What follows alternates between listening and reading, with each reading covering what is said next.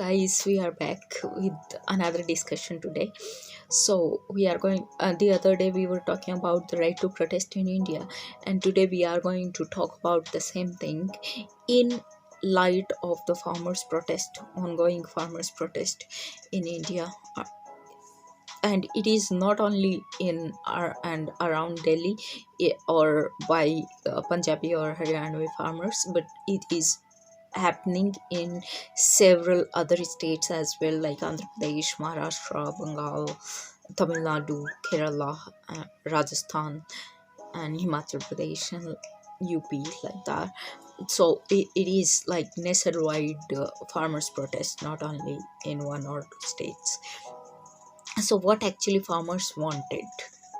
Did they actually intend to hurt someone or attack Indian government or officials or Delhi people, or cause injury or illegal disruption to the common man? No. Answer to all of them is a big no, because they didn't want to do that. They just wanted simply to gather and register their disagreement with the present government policies, and wanted to demand for minimum support price or whatever their product things. But we are not going into judging their demands. Rather, we will just stay on the right to protest for these farmers.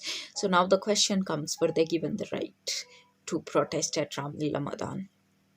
No, they were not given. Though Ramlila Maidan has been designated as a legally allowed place to protest for people to gather and show their disagreement, but they were not allowed for this peaceful gathering as well. So then the question comes: why the people of India cannot have a place to protest peacefully, and despite the fact that they have right to protest as their human right, constitutional right, or fundamental right, but still why they are not accepted to have this? Now, forget about the access to the um, Ramlila Maidan or ground, but they were not even allowed to enter into the capital city of Delhi. Why? It is like their capital as well. So anyone from any corner of India can enter into the capital city, but our farmers were not allowed. Rather, it was like the government became so defensive against them that they have put long rows of barricades and iron pins they have fixed into the road, and cemented blocks they have put on the path, blocking everybody's path going towards Delhi.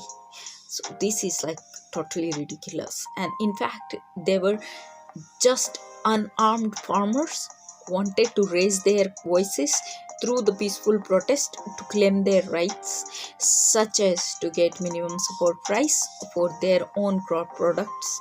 And everybody has that. Every shopkeeper selling the things have this minimum support price, like written on the products, MRP. And then there are like any factory there producing anything, they have the right to decide their product price. Any natural gas or oil production companies, they can decide it or negotiate with governments. But farmers and workers are the only categories in the entire country who cannot decide the price of their services or productions, and that is really unfortunate. Why they are being questioned on making people's lives difficult when they are just blocking paths for 2 hours, and that too pre-declared and pre-announced several days ago. And in that too, they are not blocking any kind of emergency services, like the ambulance vehicles or police vehicles or army vehicles. They are not interrupting them. So first, they must have been given this right to protest in Ramlila Maidan, but if they are not given, then at least let them have a right to sit on the roads and show their agitation and disagreement. Otherwise, where will they go? Nobody wants to leave their house. I don't want, you don't want to go and sit on the roads. There must be something really wrong against them. That is why they are there on roads in that large number, and despite all the um, uh, seasons like summer, winter, or rainy season, they were there in last 2 years. So we cannot say that they are just going there to interrupt our lives. No, we need to support them in the protest, because tomorrow it may be like us, you or me, whose rights are violated, and then there would be no one, because the governments these days want one by one breaking of people's voices. So we need to get together and show the we the people power, and have our say whenever we feel like this is the genuine demand. At least let them protest, at least let them agitate, at least let them raise their voices. So the government of India are actually blocking their path. Anyone and everyone cannot go through those cemented blocks on the roads around Delhi. So that is what is actually disruption, not by farmers but by the government. Again, we are not going into details of their demands, but we are going to ask a question: whether you agree with someone or disagree with someone, who gives you right to call someone a terrorist or Khalistani or a violence maker, if you do not have any uh, legal proof or solid proof against someone to say that? What if somebody calls you or me the same tomorrow? We will never feel it good. We will never accept that. Then how can we call it to others? So this is not the way out to spread. This is just a way to spread hatred, and not you, me, or anyone under the sky has that right to name calling them like terrorist or Khalistani. No way. So whatever their demands can be decided later on, but whether to accept them or not, that is like in the hands of law or government. But being a citizen of India, they have the fundamental right to protest, and that must be protected in any circumstances. For the peaceful protest, of course, within the constitutional framework we were talking in the earlier video. Then the question is that, what for we have just celebrated the Republic Day of India? It is like not even a month for now. We have just celebrated it on 26th of January. But that is like, Republic is like the government by the people for the people. But that is nowhere a scenario these days in India. So why are we celebrating that okay, we are listening to people's voices, but we are not, because our people cannot entertain their right to speak against the injustice committed by the ruling government. And in this entire episode of farmers' protest and suppression of that and causing violence and releasing fake videos from different fake accounts on Twitter or Facebook or WhatsApp, anywhere, there are a lot of fake videos going on to defame the protest, that okay, they are serving liquor, but those are not from the right to farmers protest, but they are from some different events. There might be people looking similar, um, in similar outfit, but that doesn't mean that those are from this place. No way.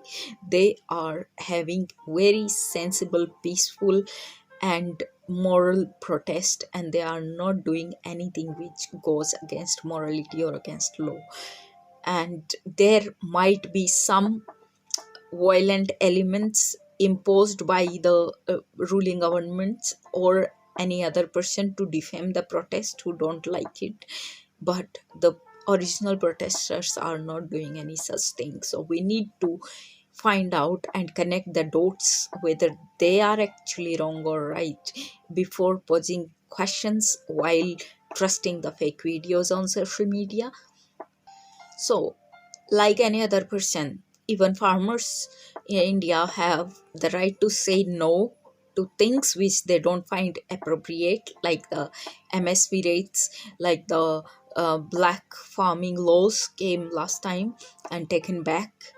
So, at least give them right to say no, because we are a democracy, we are not autocracy, and give them space they need.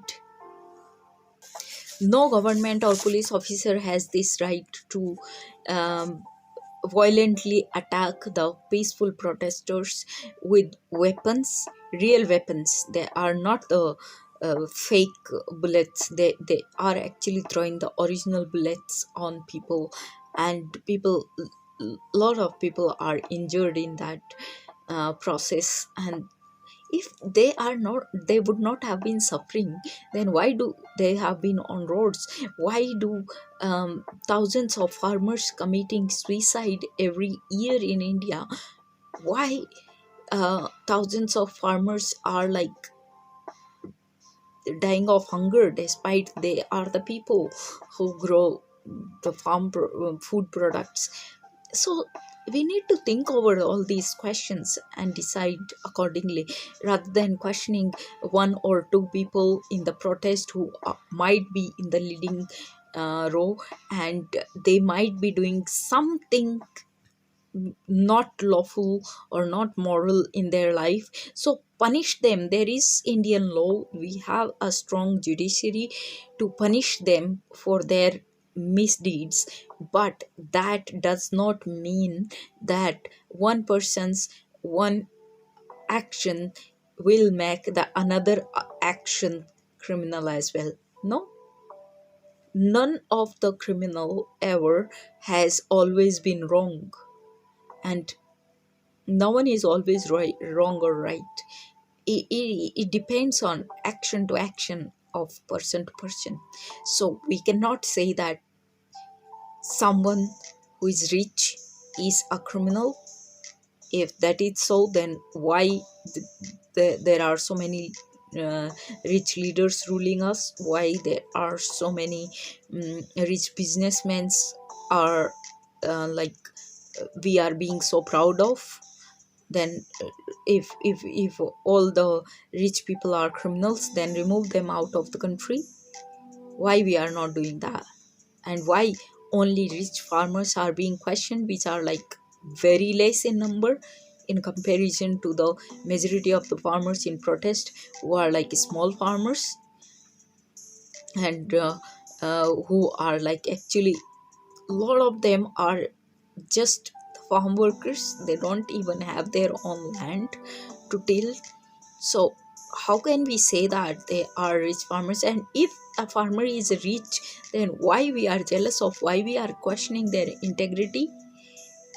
Why can't, like, in any profession there are rich or poor people, there are different categories of economic classes in every profession. Then why we cannot accept the same categorization in farming? That is like a question on our rational ideology or our rational thought process. So we need to think over that, rather than just saying that okay, these farmers are rich, they don't have any demands. No way, they are also producing food crops and they have all the rights to decide, fix their prices of their own production. Sadly, there are videos, there are statements on news channels as well as on social media platforms that they are rich people, they are not farmers. Wait, what? How can a rich person not be a farmer?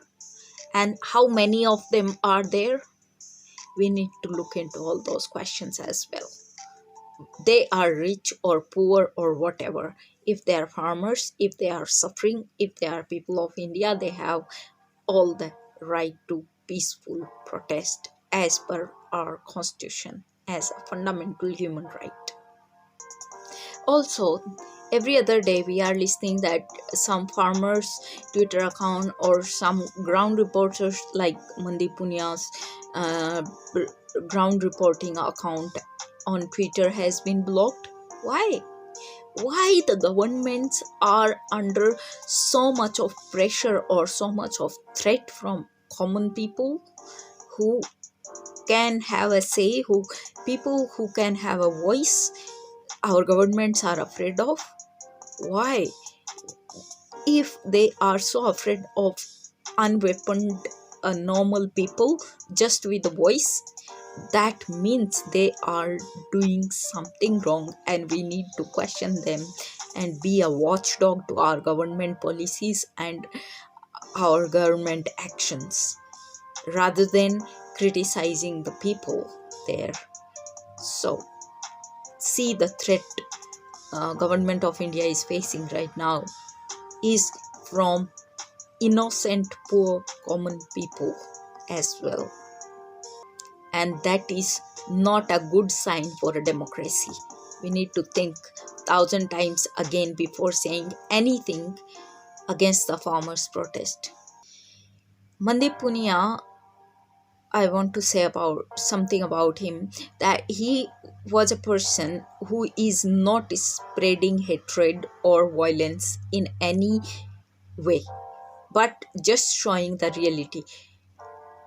And at the same time, those whose accounts are not banned are like, many of them are actually spreading hatred, but just because they are affiliated somehow with the ruling government, they are not being banned.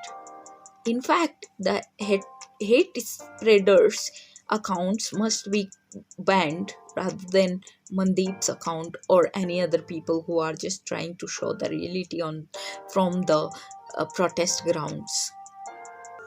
If you can actually get the liberty or free like time to go and visit the protest area, you will find that there are lot more people. Like majority of the farmers are either small farmers or the farm workers than the rich farmers, so we cannot even say that thing. And even if they are rich ones are there, they have their say as well. Also, there are questions being raised that why only Punjab and Haryana farmers are getting educated. But the fact is that because Punjab and Haryana farmers are nearby, so they can approach to capital easily, and they are also big farmers, so they can have resources to reach out to Delhi. But other farmers are like far away, and they cannot also bear the harsh weather conditions around Delhi. Like South Indian farmers, they never see so much of some hot summers and so much of cold winters, so they cannot face all those seasonal differences. That is why they are all protesting in their own states at their own places. And like Rajasthani farmers are like, most of them are either very small farmers and very weak economic conditions, therefore they are uh, protesting in their own local areas rather than coming to Delhi. So there are different circumstances and there are different voices in the same way, on the same lines, being raised at different places all around the uh, country. So this is not just a Punjab and Haryana farmer protest, rather a nationwide farmer protest. And at the end of my this talk, I want to say that actually all these questions are nothing to be talked about. Basically, they have the right to protest and they must be given that. That's it, fully stop. But we are still trying to explain the things just to remove the misunderstandings from the common people's mind. Because of social media, universities are spreading rumors and fake videos, fake news, fake statements, on behalf of the protesters, and they cannot um, catch hold of those all those people and remove them from the platform, because obviously they are targeting towards their own motive. They are fighting to raise their concerns. How can they have hold of like all the social media and fake news and all those things? So we need to be very wise, especially those who are commenting on these things. We need to be very wise and careful before we say anything against these people and against these farmers who are actually suffering from lot of difficulties. They always like, we need to get out of the mentality that farmers are just visible in their farmlands and nowhere else. No, the entire country is their area, their place, their homeland. They can go anywhere and have a say. Why they need to keep mum all the time and just to grow the food crops and give it on our chosen prices? No way. They are doing all the things. They are uh, like, at winter nights we cannot go out, and they are there in the cold water and just watering the crops, and also producing food for us as well as for themselves. So we are surviving because farmers are working hard day and night in all kind of weathers. We cannot ever produce food grains in the factory if farmers will not grow them. So we need to have the respect, have to talk about their rights, and need to stay away from all the hatred and violent fake videos and news and things going on. So please, please, please support the voices of farmers, and let's get united to have a say as we the people of India, so that our voices never remain unheard.